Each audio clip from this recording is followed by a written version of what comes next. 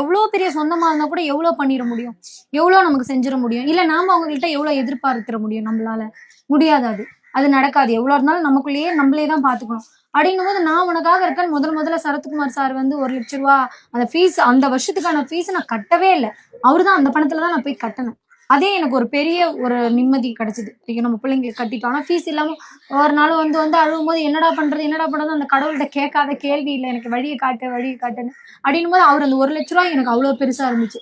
உடனே அந்த இதுலயே வரலட்சுமி மேம் வந்து நான் உனக்கு 10 வருஷத்துக்கு நான் ஃபீஸ் கட்டுறேன், உன் பிள்ளைங்களா நீ ஒழுங்கா ஆடு, நல்லா ஆடு, நீலாம் நினைக்காது எதுவும் அப்படின்னு அவங்க உரிமையா சொல்லும் போது இவ்வளவு பெரிய மனசுலாம் இருக்குமா, இவ்வளவு பெருசுங்களாம் இவ்வளவு பெரிய மனசு இருக்கிறவங்கள இவ்வளோ இந்த மாதிரி எல்லாரையும் நினைக்கிறவங்கள இவ்வளவு நாள் நம்ம எங்க இருந்தோம் பார்க்காம இவங்களெல்லாம் கண்ணில் காட்டினதுக்கு எனக்கு இவங்க ஒரு உறவா எனக்கு இன்னைக்கு அவங்க கூட நான் இருக்கிறதுக்கு ரொம்ப நன்றி கடவுளே அப்படின்னு நினைச்சு சந்தோஷப்பட்டுக்கிட்டு இருந்த நேரத்துல அண்ணன் வந்து எனக்கு தங்கச்சின்ற மிகப்பெரிய ஒரு அவரு தங்கச்சியா என்ன நினைச்சு அந்த ஒரு உறவை கொடுத்து இன்னைக்கு பண்ணும்போது சாரும் அதை இயக்குனர் சாரும் வாமன் பட இயக்குனர் சார் பிரசாந்த் பாண்டியராஜ் நான் கேட்டு உனக்கு பண்றேன் அப்படின்னும் போது அது எவ்வளவு பெரிய விஷயங்க.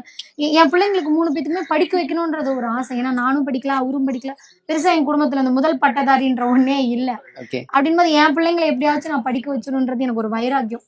3 பேரும் ஆம்பளை பசங்க, ஒரு ஒழுக்கமா நல்ல ஒரு படிப்பறிவோட எல்லாத்தையும் மதிக்கிற மாதிரி ஒரு சமூக அறிவோட